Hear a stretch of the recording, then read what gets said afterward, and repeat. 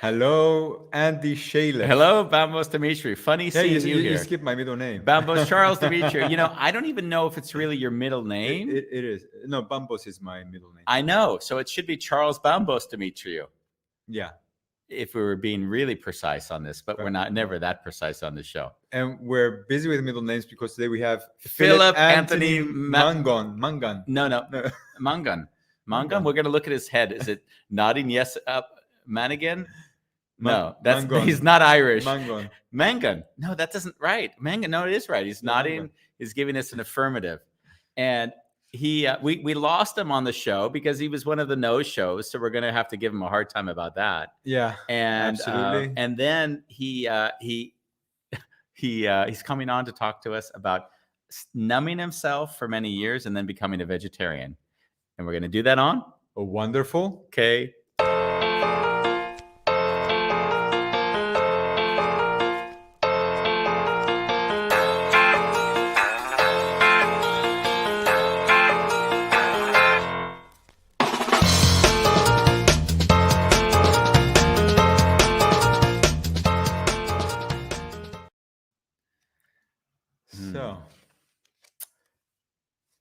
Bambos and I have been going through some deep soul searching at the moment of how we're going to continue with the format of A Wonderful Chaos. Yeah.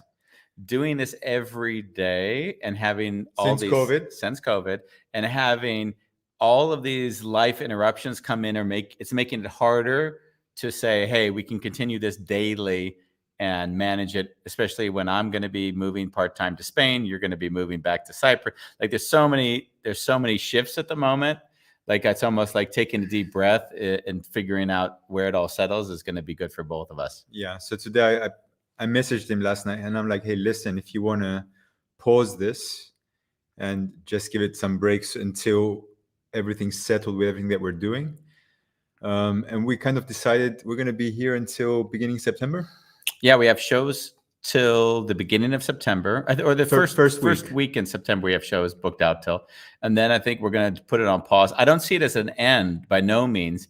I just think it's a question is how do we begin again in a way where the technology is working somewhat, especially when you're in Mediterranean countries, because Wi-Fi connection in my country anyway, it sucks. Yes, and I'm living on a farm. And I've already seen that the connection, I've told that I have a satellite dish on the farmhouse, which shoots and I get the relay of internet from the other side of the mountain. So there's going to be technological challenges with this, but we will figure it out. Unless we do something with Elon Musk. Huh? Exactly, because I do have the Starlink possibility, which has also been, it's been thrown in my lap. It's $100 a month. So I wouldn't say that. Bolalong says the end is near. No, Bolalong. The end is near. It is not. It's time for transformation. No, it is not, Bolalong. It is Bring out your dead. It is just a longer, what do we call our breaks?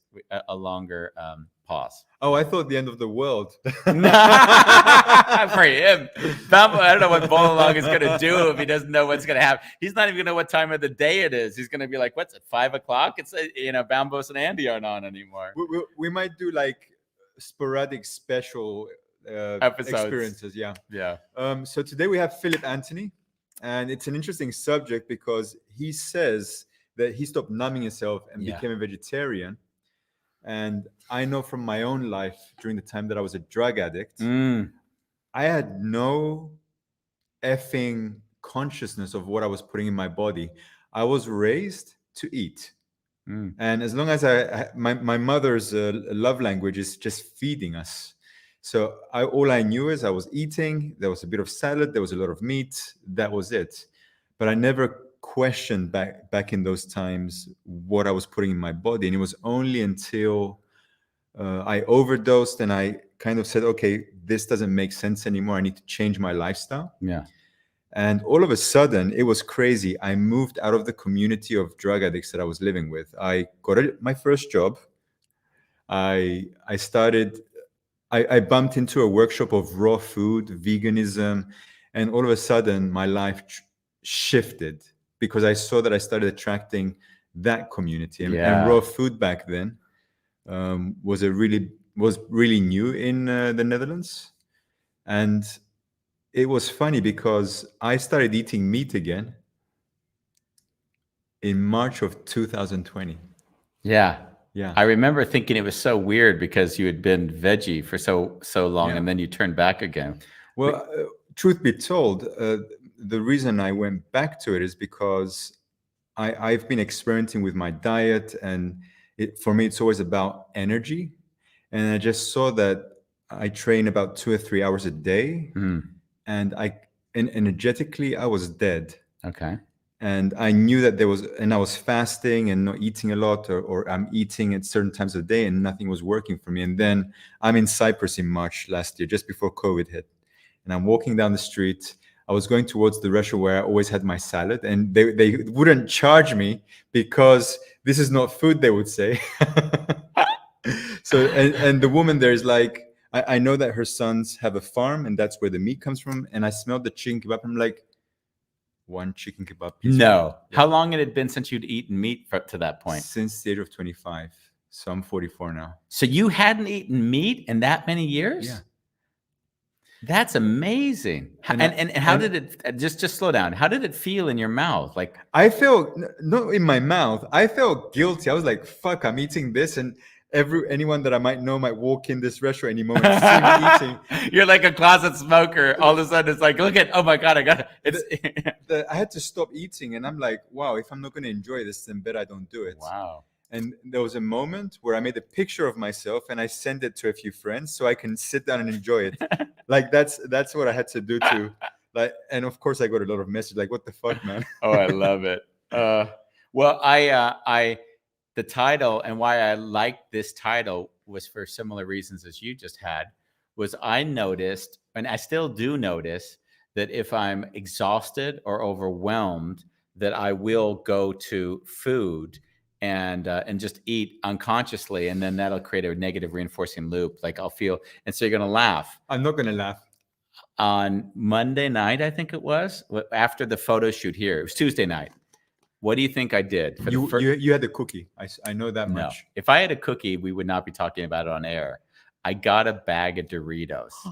I didn't actually get the bag. Ronnie went and got a bag of Doritos. So now I haven't eaten that crap in, I think, over a year. I'm at 90 kilos right now. Don't put your stomach in, please. Okay.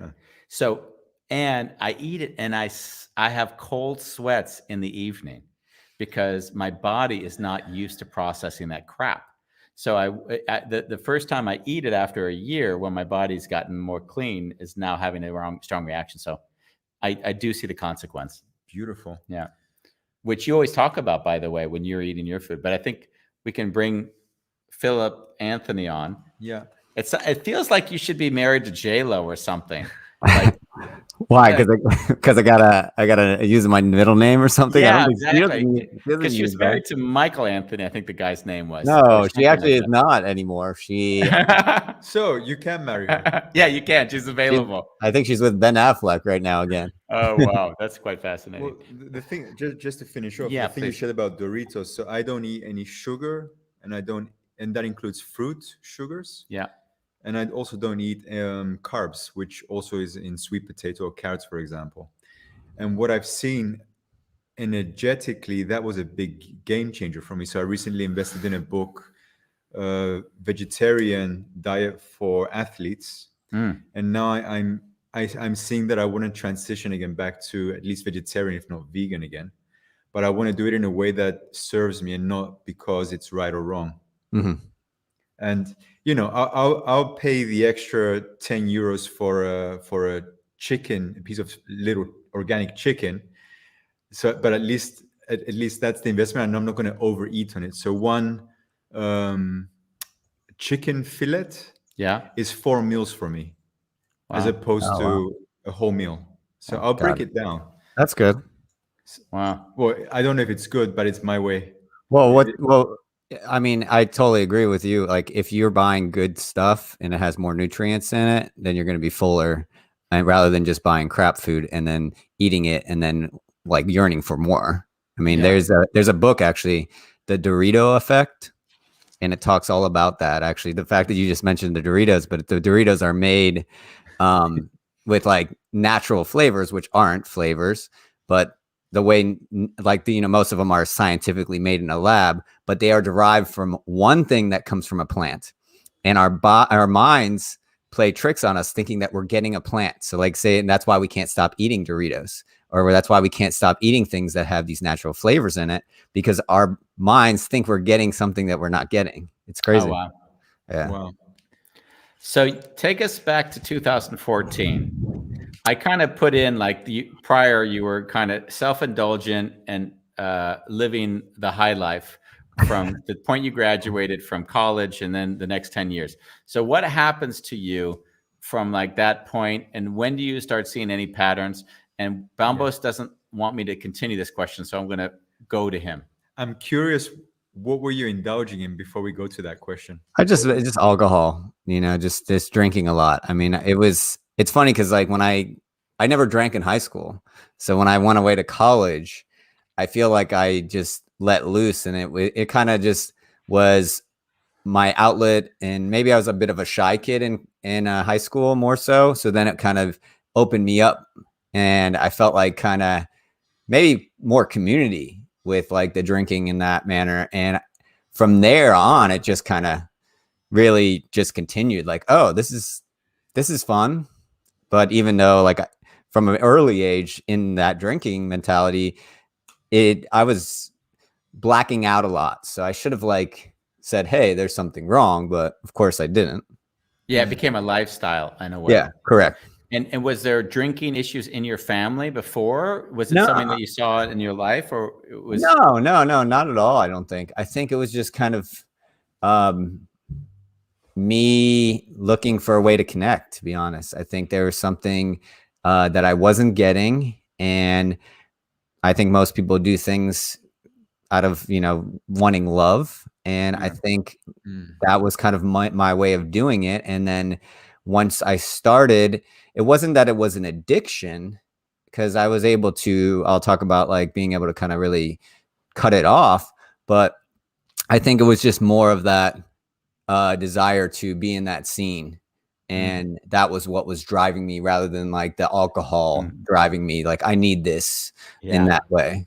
Would you say you enjoyed the taste, or did you enjoy the feeling it gave you? The feeling. Yeah. I mean, it was a lot of times it was just taking shots or something. So how can you really enjoy the taste in that manner? You're really it was really drinking to get drunk. Like when someone would tell me, hey, like they see someone just having one beer or having one drink, I'm like, that's dumb. Basically my mentality at the time was, why would you drink if you're not trying to get drunk? And I never understood it like that. Yeah. Back in the days, I used to coach men how to approach women in a more healthy way, let's say, because the tendency was drink, give the woman a lot of drinks, and then that would be their game. And also because they're drinking, they're getting a lot of high. And I'm wondering, how would you connect to that story? Oh yeah, I think that was, I mean, I never really, I guess the best way to put it is I never went out in search of women all the time. Like a lot of people, like that makes or breaks their night. It wasn't like this is my intention, I'm going out to find a girl. But if that happens, awesome. But my intention was, I just want to go have fun and be around my friends or people and channel that mentality, and whatever else happens beyond that, cool. So I think it was really, like I said, kind of the wanting that connection. I mean, like I said, I was kind of a shy kid in high school and kind of really in with my feelings in certain ways. Like just kind of, I'd like to write, but I just saw a lot of the things that I was writing in high school, like very sad and kind of like yearning for that kind of connection. So I think as far as women goes, it does make it a lot easier to talk to. I mean, when you have some drinks in you and they're drinking as well, it kind of just takes it down a notch of like being extreme as far as like the pressure, because you're not afraid about being rejected because you're not actually feeling that rejection. Yeah. It's being numbed. Yeah. Exactly. You said something that hit me was when you talked about being part of the scene. And I often see when I'm like working or coaching with younger people that there is a desire to have like your cake and eat it too. Like they want to be in that scene, and they also want to do personal development work. And I've seen the scene evolve a little bit. So it doesn't necessarily mean the scene is going to drink in bars and getting drunk. It may be going to spiritual outings where we have a peak experience, but we can call it more of a spiritual experience. So now we don't have to feel bad that we're searching out for like the adrenaline kick that comes with it. It's still masked. It's still masked, but it looks as though it isn't as masked because it has this word. We're going to do connection exercises together in a retreat center where it's all single men and women. You know. Yeah.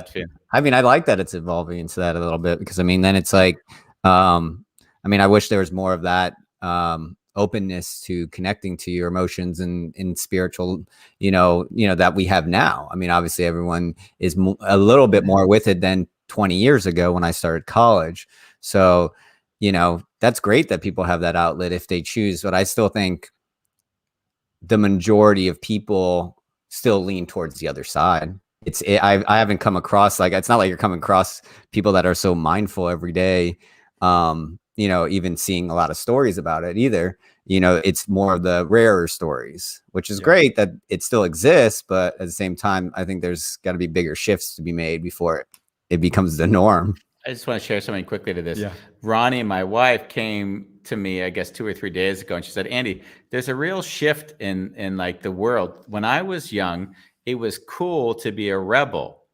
Like as a rebel, it was cool. And now it's cool to be part of the group and care about society. So like you could, if you're smoking at her age, it was like, that was the cool thing, these rebels. And now those are not the people that are cool anymore. It's the people that are conscious about the environment and wanting to make real change. So I thought that was quite interesting that she pointed that out. Yeah, I think, I mean, obviously, especially the generation that's a bit younger than me, they have been raised that way, to seeing all the problems that are happening and that it is cool to care. I think for me, it like in my shift, I started really picking up on like, if I don't give a shit about myself, I'm not going to be able to give a shit about anything else on a grander scale. And until I made that shift, I wasn't able to see things that I didn't see before. Like thinking about how, like when I was in middle school, they're teaching you about like, you know, plastic's bad and recycle, or even like going into college where I'm like, you know, partying and using plastic cups and then running a party bus company and throwing, you know, not even giving it a second thought, but then to stopping to numb myself, caring about myself. And then you start looking outward on, oh, wow, I didn't see this in this way before. Yeah. Yeah. Wonderful. Can you take me back to the moment where you decided to stop drinking? Like, how are you experiencing that moment? Well, I never decided to stop drinking completely, because I still will have a drink here and there. It wasn't like I need to quit alcohol completely. It was more like I need to do something differently. I feel like this desire, and it happened actually. So a little bit about my background is when I graduated college, I never knew what I wanted to do with my life. So I kind of just, since I was good at partying, ended up creating a party bus company. And what did your parents think of that, by the way? Oh man, I didn't tell them for a little bit of time. I think I think I hid it from them for almost 2 years. Oh, wow. Because also I knew approaching them about it, I needed to have it more put together, because my parents are very by the book. Like my dad is an accountant and my mom actually works for him. So they're very obedient to making sure things are set up right. So until I was able to get to the point where here's my books, this is what I do, and, you know, all these things, I didn't tell them because I didn't want them to be questioning more.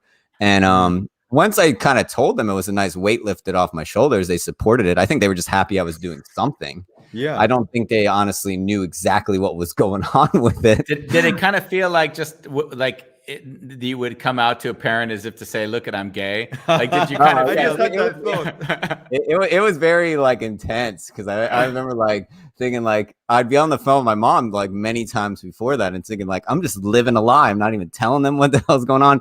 They're over there worried about me, thinking like this kid doesn't know what he's doing in his life. He doesn't have a job. So like I said, it was like probably a similar feeling where, if you were coming out as gay or whatever, that a weight gets lifted off your shoulders. And I was able to step into it more, I think, because of that. So I was able to be like, wow, my parents gave me the go ahead. And maybe that was not the best thing, because I think it was like the go ahead to stepped it up to get a little bit crazier. But so I'm very thankful for them like supporting my, outside the box type of life. I mean, I have two brothers. My older brother, he's also an accountant. My younger brother, he's an engineer. So they've known, since they were in high school or college that, this is what I want to do. I never knew that. So I've kind of been bouncing around and trying to figure it out. They're just happy that you weren't homeless. Exactly. or in jail. So. Yeah, I had the same, because both of my brothers are lawyers. So I was the one, they're like, oh shit, what's going to happen to this one? So I know the feeling. Yeah. And sometimes I honestly feel like I used to think this more, I think, is like, oh, they're just looking at me in this way. Like, why can't he just be normal? But I think it's really comes out of love. They just want to make sure like that I'm, okay. And that things are set up in a way that's like, I can provide for myself and all that. So it's understandable. But to get back, I need a little bit more of that story. Yeah. How did you tell them? And what was the reaction? Just to give me a little bit more, because it does. I mean, I told them because they used to have this. No. Like I want the moment. I want you to say, I said this, they said that. Like how did that play out? Man, it was so long ago. It was like 10 years ago when I told them. But I think like basically my parents had a lake house, and I think it was Easter, and they're like, why don't you come down to the lake house for Easter weekend? I remember like renting a car and being like, I'm going to tell them. I have like the official incorporated documents, and I'm going to show them this. And I remember them like showing it, and I just was like, obviously super nervous to tell them, but I just remember them, not even in a bad way, just like not really saying much, but like listening. And that was I think that's what really like I appreciated, is like, okay, like I just want to be heard, and like that this is what I'm doing, this is why I'm doing it.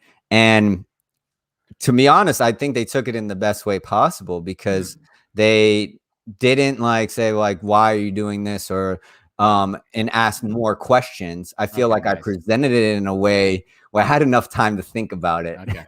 And that got my morbid curiosity out of it. Yeah, nothing like, I mean, honestly, like I said, I've been very blessed with like supportive parents. I think I just know how to talk to them now, like in the best way. So you just show them the balance sheet and say, hey, this is what my profitability will be. Basically, yeah, that's exactly what I show them. And I showed them that I was like a registered business, and we had insurance. So like all the little things that are, make you more liable. But yeah, to get to your question before, is with that company, I was able to take a lot of trips. In the summer, we would take one of the buses, and we had it turned into an RV, and we would travel the country. And I remember doing this. We started doing that in 2011, kind of after I told my parents. We did it in 2012 again, and then we did it in 2013 again. And we went 110 days on this bus, and 110 days living on a bus with 3 other guys and 2 Great Danes and a cockatoo, just kind of paint the picture. And this is a school bus that we transformed into a party bus. But like at the same time, we had bunk beds, we had like a kitchenette, and I travel 110 days all over the US. But to even paint the picture a bit more, I was living on the bus for 4 months prior to that. Wow. So I was living on that bus for basically 8 months straight. And I remember leaving. The last stop of our journey was California, and we stayed there for about 50 days. And I remember leaving there to drive back across the US to Florida. And I don't know if it was the come down off of alcohol mixed with the heat and a lot of time to think while I was driving. But all I know is I just remember like, I'm done. I'm done with this. Like, I want to get a place to live. I want something. I don't want to do this again. I felt like that last trip made me look at it as this is a repeat. I'm going in a circle. I'm working all school year, basically what we did for the college kids. That's where I ran the bus company. And then I'm spending all the money in the summer to do a trip. And it was awesome experiences. Got to explore a lot, do a lot of national parks. But I remember after doing it that many times, I was like, I want something more. And there was a small little urge of like, I need to change something up. I need to figure this out. I wish there was like a grander moment of time where it was just like from there, especially from that point where I was just like, oh, I'm good now. But that's not how it works. Like when you have a desire, you start taking a step, forward and then 2 steps backwards and sideways and all that. And it took me a while to actually get to a point where I started making progress actually. And I think what really, when that happened was I met a girl who I started dating who wasn't into the party scene. So she actually probably started my journey on a greater level because I was staying in when I was usually out partying. Yeah. And it was making me more sober and making me feel things that I didn't feel before and see things that I didn't see before. And I think for the first time in my life, I felt this first time in a long time, I guess you would say, I felt like an ambition for like, oh, I'm want to do this. I want to create. I want to, make things happen. And it was awesome to feel that. And also like, there was never a time that I had a relationship before that where I actually can say that I felt the love that I felt for this girl. And I was like, wow, it's amazing what you can feel when you're sober. And it made me start looking at things in a different way too, with how I was acting before. And I'm looking, at my prior self and being like, wow, like this is being very selfish to my family. This was being very selfish towards other girls I dated in the past, just because I was choosing to numb myself and I couldn't see that before. So really a lot of the growth came from starting dating that girl. And when, just to fast forward the story a little bit, when she broke up with me about 16, 18 months, into the relationship, I think it was like a very monumental moment because it was like, I could either go back to how I was before, numbing myself, or I can continue on this journey by myself and really kind of take it to another level. And I ended up doing that. I just kept I was like, hey, I want to really kind of put forth the effort. And it's definitely harder when you don't have someone in your corner. But I was motivated by her at the start. And then I had to self-motivate. I had to learn how to self-motivate. What was the reasons that she dumped you? It was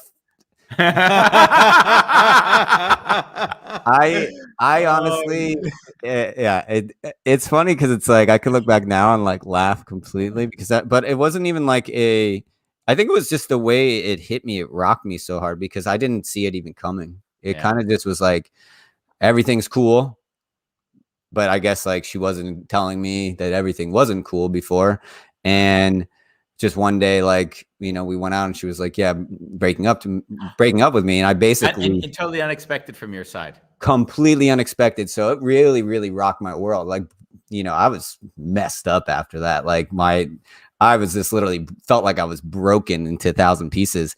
And honestly, I think because I didn't get a great explanation at the time, it made it that harder because I didn't really understand. So I honestly, the day that she broke up with me, I have still to this day never seen her. And that's kind of crazy when you think about it, because usually you think oh, you'll have another talk or something will be like that. There's been I was able to close, sometimes you're yearning for closure from that other person. I was able to give myself closure by replaying it into my head and being like, this is closure, which is awesome. Like I was able to get to that point eventually, but for a while that really affected me in a grander way. I think it was honestly, but to give you like a small answer, I think it was because, as you guys probably know, we are all on different growth levels, and she was on this other growth level than I was at the time. You know, she had her shit together. I still was kind of working on my shit. I felt like her family played a big role into that too, as in like, this is what we expect, you know, from you, and kind of putting things into her head, as in like, this guy, he doesn't really have his shit together. Where do you see this going? So I think honestly, that was a big part of it. But I think at the end of the day, as much pain as that caused, I wouldn't be the person that I am without it now, you know? You said so much there. My brain kind of. Yeah, I mean, there was something you said about the closure thing that I think it's come up a lot when I'm working with people. I think we've discussed this as well a few times, if I'm not mistaken. Do you remember when we discussed it recently or not so recently? Well, let me see. We discussed what was it? What I can phrase it. And you can tell me. So there's a principle of not ending a relationship in not a clean way, because there's a kind of, when one person just leaves, it leaves the other person in confusion and suffering, as opposed to doing it with love and staying in connection with the other person. And in a way, two people decide to be together, so two people get to decide if they want to be together or not. Was that the thing? I think that was it. I think I clarified the second part of the breakup was that when the individual has discomfort and they're not at peace with their discomfort, they want to leave and not share what's really going on, because they don't necessarily feel comfortable about what's going on themselves. Yeah. So they don't leave space for the real interaction, like, hey, this is really the reason why I'm breaking up, and I want to be clear about it, and I don't want you to have, there's not that sort of forthright diplomacy or whatever the term might be. Well, yeah, I think it's, to kind of dive into that a bit, I think it's fear from the other person that they're going to hurt you, but they actually really hurt you more by holding on to it, not even telling you. And I think that was, to be honest, I think it took me about 1.5 years before I could really want to even consider dating anyone, or even like thinking about it on a different level. I think I took that energy, the pain, that suffering, that hurt, and channeled it into my self-growth. And I almost maybe have taken that to an extreme at points, because I am now, like, I haven't really had a serious relationship since that one, which was, 6 years ago. And a lot of times, ladies, Philip Anthony is available to all you ladies out there. Yeah, no, but a lot of times I've just kind of like, I want to be my best self before I get into a relationship with someone. And I think that has made me look at relationships in a different way. So it's like, if I was to get into one that was more serious now, I would probably have different expectations from a partner than I did before. But for me, I have big expectations of myself, and making sure that I'm on that page to let someone in this greater way. Cause especially, like, I mean, if you've been hurt before, which I know probably have, it messes you up to a point where you're a little bit guarded to letting someone peel off the layers as quick.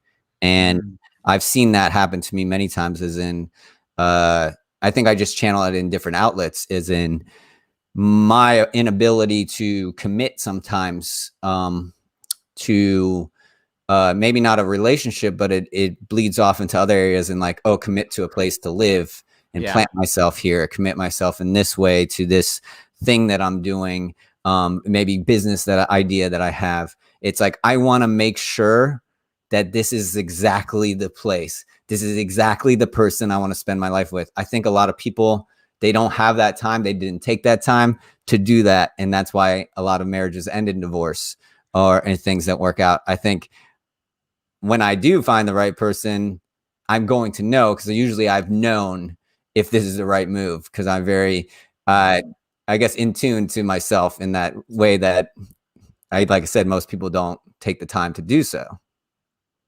Before Bambosa says something, I just want to interrupt him because I know he wants to say something right now. Go I for it. love it. When you were speaking, I heard Bambos in my head. So I'm curious because in your past, when you were being this party animal, probably you did have a lot of women that might even have glued to you, but because you were not caring, or let's say you were disconnected from yourself, you didn't see that. And actually, the more you cleaned up, the opposite effect happened. So I'm wondering how far in what I'm saying is true for you as a experience. No, and I think you're right. I think it's and also, I mean, I'm older now, so it's kind of like it's I think, to be honest, when you're, I don't have a problem attracting women to me. I don't, like, I can get on a dating app and have a lot of choices. And some actually, I think it depends. Like, I think at my age, if once, a girl hits 30, or even like, in her late 20s, I mean, most are ready to settle down, and they're looking for this quality that I have of being like, wow, like he knows himself really well. But then some are also turned off by that, probably in some sort of ways, because there's a lot that, like, that it's almost scary to them. I think people don't, if they're not, if he cares too much, then, and they don't know themselves that well, then that is foreign to them, and therefore they don't even try to invest themselves into it. So I think when you are, and I think this happens in normal life, is when we are usually fearful of people that know themselves really well, because that, especially if you don't know yourself. So I think that's maybe part of the reason why sometimes I don't have the opportunities I had back when I didn't care. Yeah. But at the same time, I'm not even worried about that, because not saying because like, oh, I can get any girl or anything like that. I just know that whatever's meant to be will be, and so we'll see what happens. So Bambos, he's talking. Yeah. And all I'm doing is hearing your voice in my head. What else? Yeah. My question to you, Bambos, not to you. Not to you. Philip Anthony. I always find it funny to say two names. Is when he speaks, yeah, where do you see like your experience different than his? Because if I listen to your experience over the last year, it feels very much aligned to what I hear Philip Anthony saying. Where do you find any sort of differences in how you've been? I would say that as I've grown and developed myself, the women that I was interested in 10 years ago, it's completely changed. And in fact, the choice, as I'm getting older, I see my choices are narrowing in terms of a certain quality. I agree. I think that's the one thing I see, is it's harder to find the quality. And so before we go down this road, because people are going to listen to this, and I remember Bambos got into a load of shit at some point, because when the quality goes in, it also can be seen as judgment. So I'd like to qualify what we mean when we say quality. And I would say, oh, it's more that what the things that used to work for me in the past don't work for me now. Yeah, I would also want to reduce it to something else, just to be really explicit. Well, I think quality to me is, well, I think we all have. Right. I think we all. You're right. Yeah. I don't know if I'm right. I mean, I think we all have baggage, to be honest, but I think it's how you carry your baggage, and if you. No, what he's saying is, as I was speaking, there might be judgment towards women that don't fit in that area, and in a way, that's what Andy's pointing to. So he wants to fine tune. I wanted to fine tune the word so it couldn't be misinterpreted in a way. And okay, got it. I thought you were trying to dive into it more and act like what is that exactly? Well, I did, but I could actually. I wanted to give it an impersonal. I often see the words we use can direct things to become personal or become less personal. So the less personal is, and I asked this to both of you.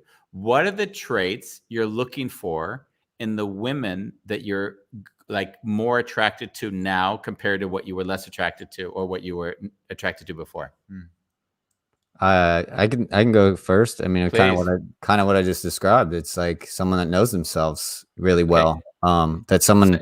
So what does that mean in real terms? So you're going out on a date and she says, "I want fish." And you say, "You know what? There's a lot of mercury in the ocean nowadays." And then all of a sudden she starts shouting at you at the table and saying, "Why do you need to make it always about the planet?" That's his wife. No, I don't. She's never done that. Honestly, I don't even. I don't think it's that. I think it's that they hold themselves in a way where they don't need you. They are independent. They are comfortable being themselves. They are comfortable, and as in being themselves, I think what one of my turnoffs is a lot when especially in the dating apps, is most girls use filters on everything, and it's like how you're gonna start off basically deceiving me. Like, I mean, I want, if I'm looking for trust and I'm looking for openness, you're starting it off with deception by putting a filter. So I don't even know if that's really like how you look, etc. So for me, it's really like someone that's so comfortable in their skin and that can take care of themselves that they don't need me. It's really just like, if you find me, maybe we can be better together. And I think that's really the hard thing to find, because a lot of people, I think they don't, if they do find themselves in that way. So if, say, a woman found herself in that way, it might be after she's in a relationship in some sort of way. And then that doesn't even put it on the table for me. So I think it's very, very rare where someone will try to do the work to get to that point. And I think that's what maybe happens to a lot of people, or a lot of women, or even men, after they hit like 40 or 45 or 50, they just stop giving a damn. And then you find more of their authentic self. Yeah. But usually I think that happens when they're in a relationship and they have a midlife crisis of some sort of thing happens. So I think that's really the quality. What I'm looking for is someone maybe that knows themselves in that way, that's not trying to be something they're not, and that is comfortable, showing me their vulnerable side, to be honest. Yeah, beautiful. Bambos? How about you? I have a poem from Ram Dass? No. This, and actually I am in a relationship currently, and she's coming this evening all the way from Cyprus, and big night. I am fucking excited. Hell yeah. We've been counting the hours. Hell yeah.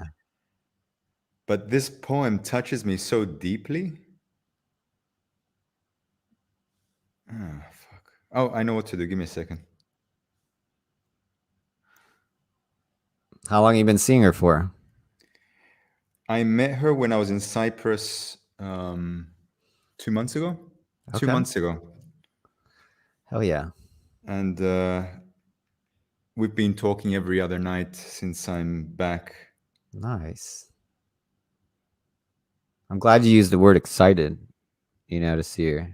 I think that's important. I think you want to be with someone that excites you, that not is just okay. That is like, because I mean, like, there's a lot of options I think that I have out there that, like, I will meet up with someone and sometimes I'm excited to meet this person. Yeah. Not this one. Well, then I know that if I'm not feeling that, deep down, the excitement, it's not gonna last. I want that excitement. I want you to Actually, I really want you to push me out of my comfort zone because I haven't felt this in a while. I think those are the signs. Okay, I love Bolalong is hanging on a thread. Read it, Bambos. Bodelang is our third wheel. Yeah, he's all a the way third from wheel. South He's in Africa. South Africa. He's basically the Nice. third interviewer. Go Yeah. long. What's up, man? So this one is called The Invitation, or I Am Mountain Dreamer. Mm-hmm. It doesn't interest me what you do for a living. I want to know what you ache for and if you dare to dream of meeting your heart's longing. It doesn't interest me how old you are. I want to know if you will risk looking like a fool for love, for your dream, for the adventure of being alive.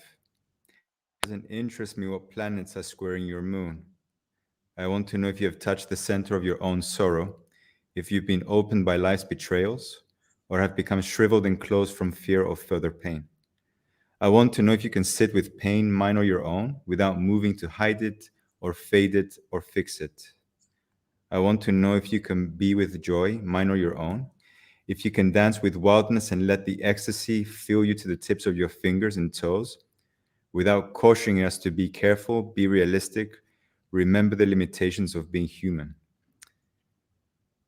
It doesn't interest me if the story you're telling me is true. I want to know if you can disappoint another to be true to yourself, if you can bear the accusation of betrayal and not betray your own soul, if you can be faithless and therefore trustworthy. I want to know if you can see beauty even when it is not pretty every day, and if you can source your own life from its presence. I want to know if you can live with failure, yours and mine, and still stand at the edge of the lake and shout to the silver of the moon, yes. It doesn't interest me to know where you live or how much money you have. I want to know if you can get up after the night of grief and despair, weary and bruised to the bone, and do what needs to be done to feed the children. It doesn't interest me who you know or how you came to be here. I want to know if you will stand in the center of the fire with me and not shrink back. It doesn't interest me where or what or with whom you've studied. I want to know what sustains you from the inside when all else falls away. I want to know if you can be alone with yourself and if you truly like the company you keep in the empty moments. Beautiful.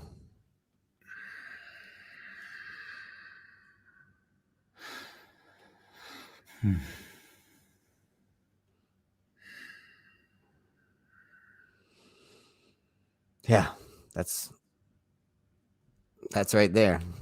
You summed it up.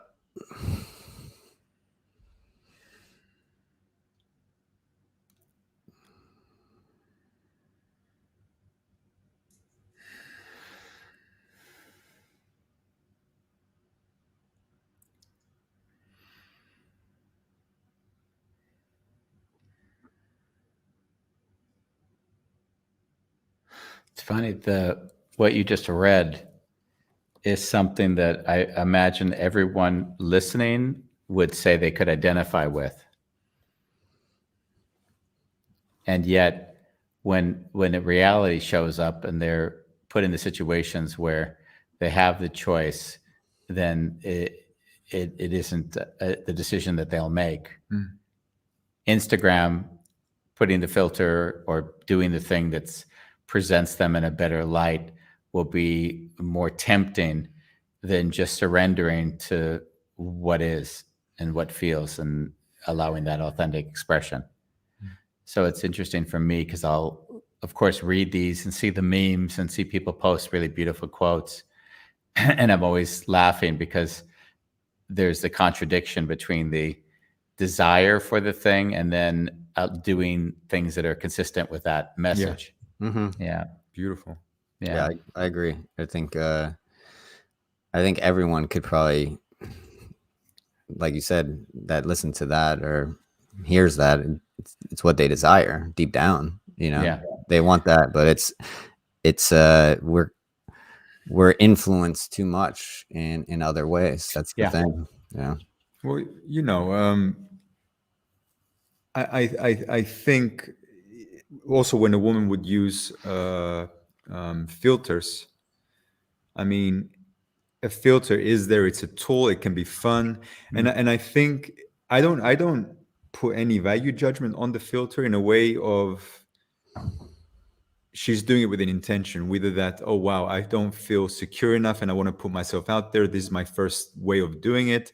Or maybe it's like, hey, I'm going to use this filter because it's fun.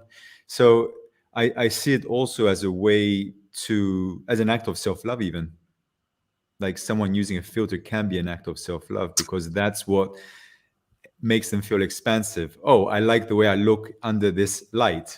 I mean, look at you. You've got this fucking natural. Yeah. Brown. I've been thinking to myself the whole time, how do I get the same light you do so I look naturally vibrant? We have these. We've got great light. Got to get next to a window. He's not in Amsterdam. We don't have sun here. Yeah, I mean it's cloudy right now here, but it's still like enough to shine it in. But yeah, I get what you're saying. It's I think I don't know. Maybe because I've been in the modeling industry and see things in a way a lot of people don't. But I just feel like when I see a lot of people on social media or whether it's a dating app, I feel like they're trying to sell me, and I feel like and that obviously it's marketing. It's trying to get someone else's attention, but I think sometimes that backfires. Is like you try too hard to sell and you lose you in the process. And I think we as humans, and I think more so now than, over the past like maybe 20 years, but I think we're picking up on the authenticity more and can pick up. And for me, it's the visual authenticity that unfortunately plays a big part. I'm a very visual person. And if I see that one way, it's hard for me to see it in a different way right off the bat. And I'm honestly, if I was on a dating app, I'd be more intrigued in what they're writing for their answers. Because I don't know. I think for me, it's the words too. Like it's like you get to know them a little bit more than just a picture. So I don't try to like hold that judgment just because I see a filter. But if you have some words that maybe can explain a bit more, then that catches my attention. You're also in Florida, and we have to acknowledge that in Florida and California, and I spent a lot of time in both locations, there is far much of image curation than there is, for instance, in Amsterdam. So, so if I'm in those markets and I'm seeing people presenting themselves in a certain light, I see it's far more considered part of a societal norm, which is why I spend less time there. We have some comments coming in. Bolalang says, "Love never stops giving me goosebumps. She is intense, Bambos." That's from Bolalang. Love you, Bolalang. And then he also says, very important follow-up, "I will say it now, Philip's hair does it for me." Yes. I was so moved by your hair. I have to be honest. I was jealous would be the wrong word, but certainly envious. Andy's trying to catch up with me. Yeah. There was Heidi Haynes. She's written some things that I'm having a hard time interpreting. She says, allowing influence is the thing, or disallowing it, choice. Oh, choice was to the comment that I made with the filters. Oh, okay. I'm not exactly sure what you were getting at there, Heidi. So you might write it a little bit more detailed. We can bring it on if I understood better.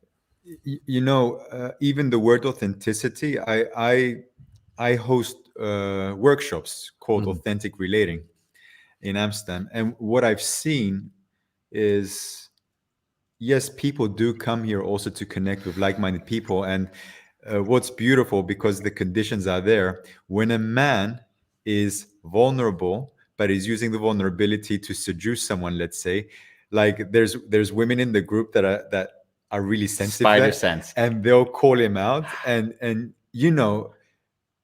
those are beautiful moments, because it's like no stone is left unturned, and they're not judging him, but it's like, own your shit.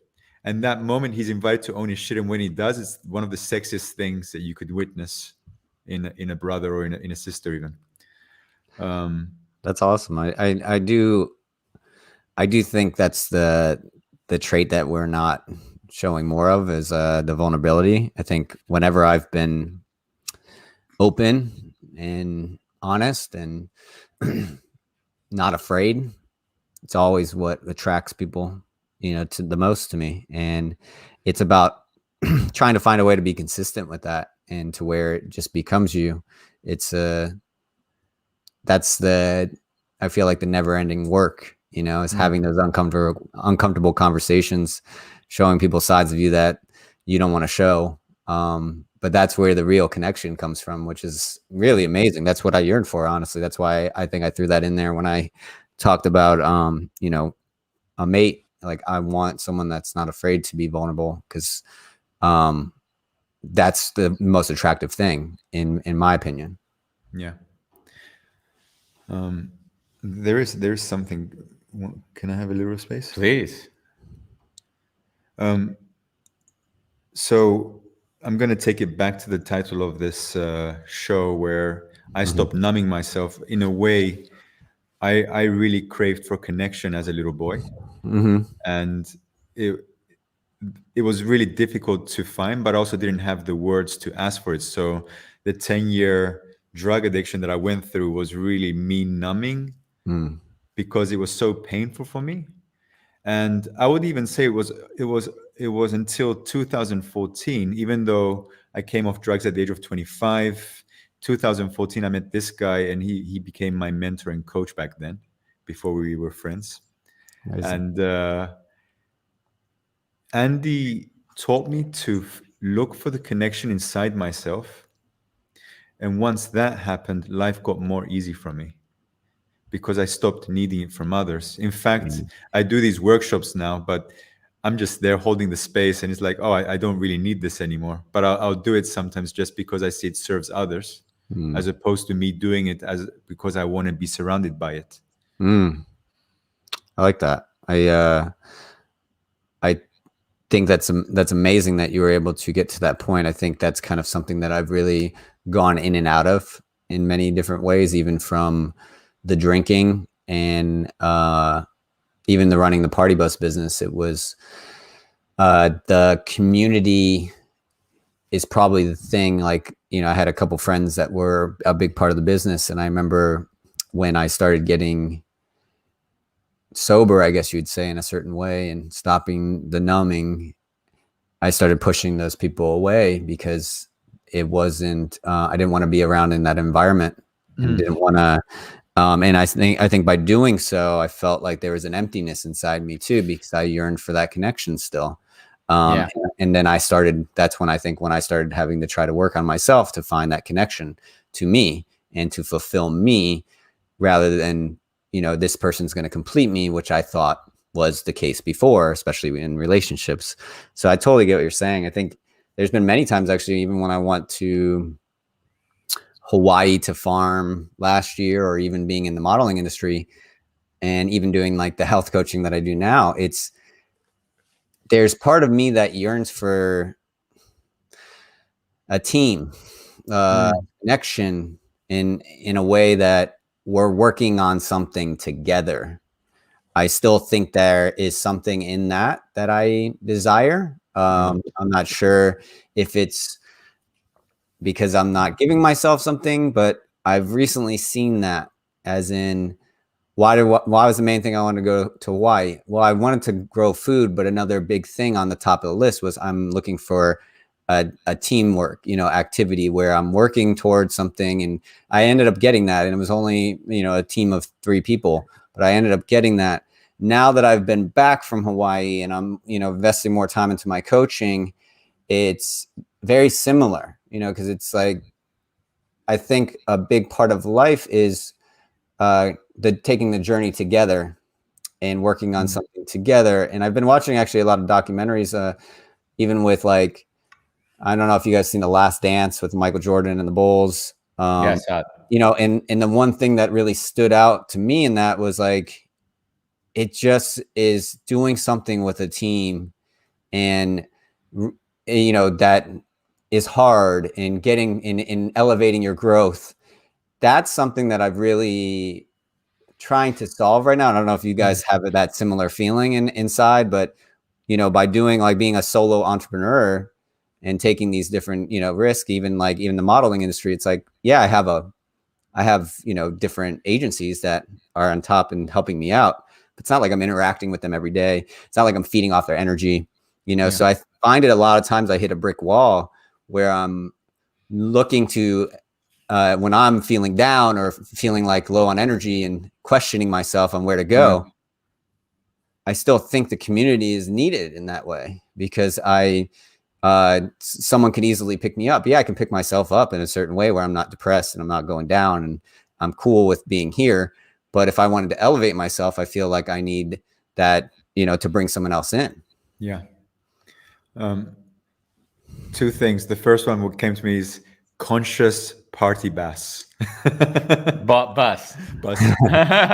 And the second thing is, I went to my country 2 months ago, and then Mhm. I stayed there the longest I've ever stayed. Normally, I'd stay 7 to 10 days.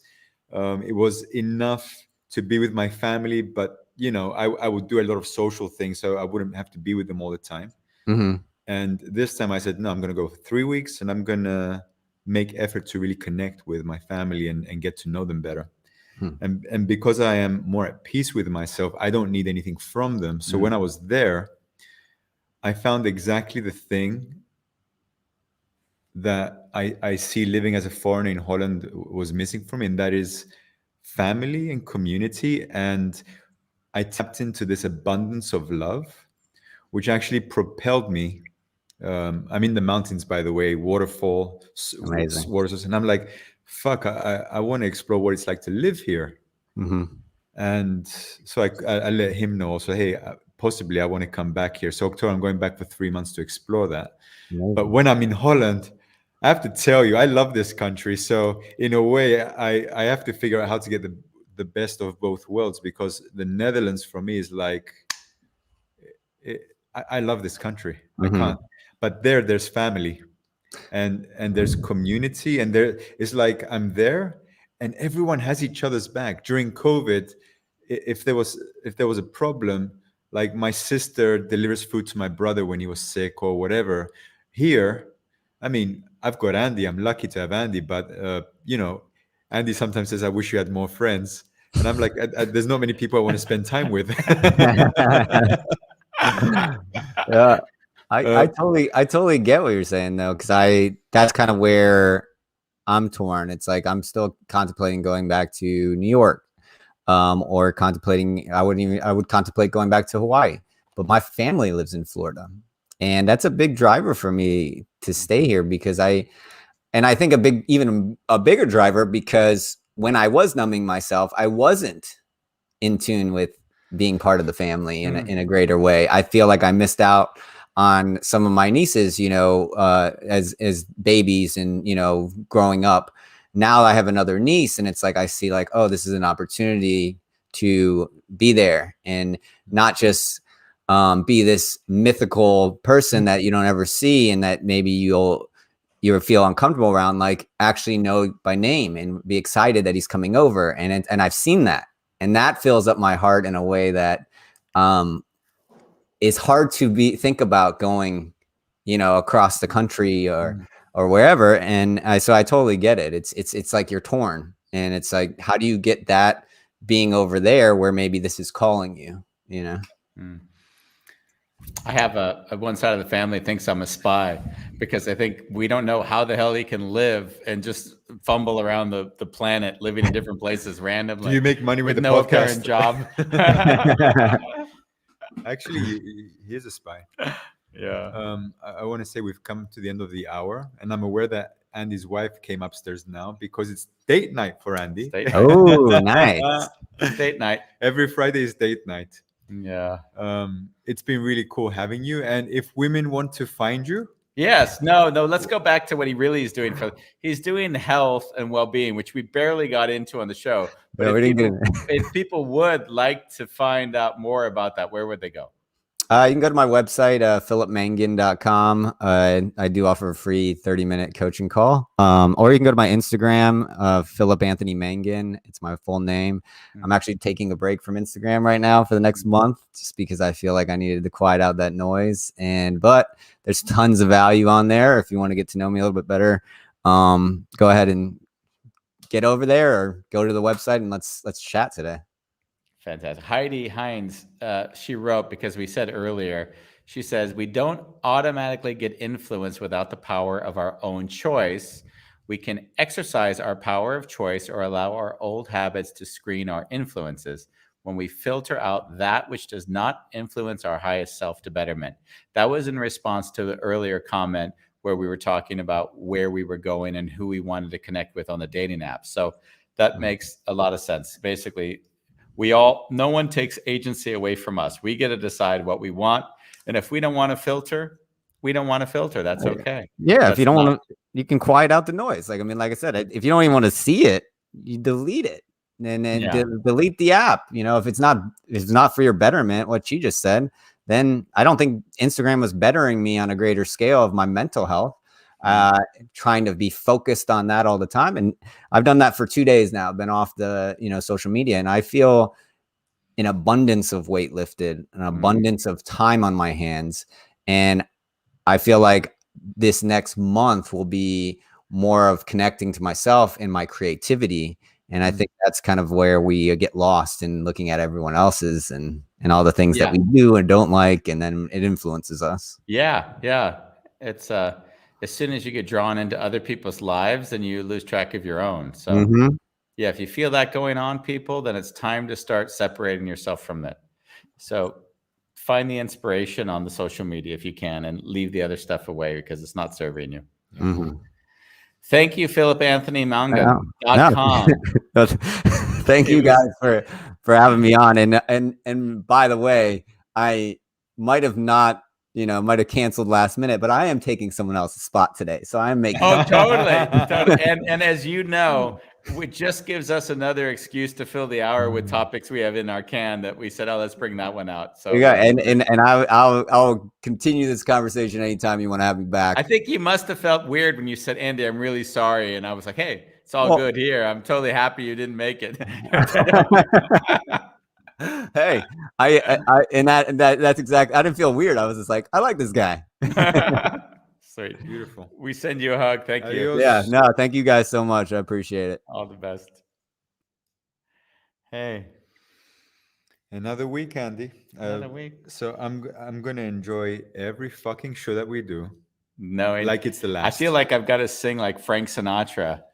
I did it my way. I did it my way, yeah. Like all the way till the end of this season. I don't think it's going to end though, Bambos. I think it'll just take a different form. Oh, just for the break. I know, but you're saying till September. Yeah. I do feel like we're going to reassemble, figure out what's going on. And then, next year, we have a wonderful Chaos Retreat. Yeah, we have a wonderful Chaos. In Spain. Second annual wonderful at my villa. All of a sudden it moved from a farmhouse to a villa. As far as I'm concerned, we're going to do it at the and we're going to bring my mother. She'll do the cooking. The retreat center. So we have that to look forward to. So we will see you next week, Monday. Monday's topic was a fun one. You saw what we put in? I forgot though. Good, me too. Oh, overthinking things. Overthinking things. This is a great one. We will see you Monday on A Wonderful Chaos.